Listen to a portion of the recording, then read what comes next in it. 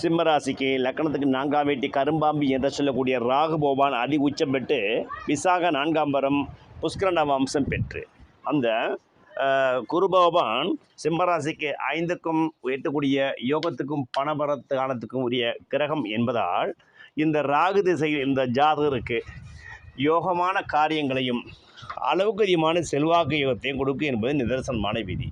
இந்த ராகு திசை இந்த ஜாதகருக்கு 6வது திசையாக சிம்மராசிக்கு வந்தால் அதீத தனயோகமும் பணயாகவும் பணக்கார யோகமும் கிடைக்கும்.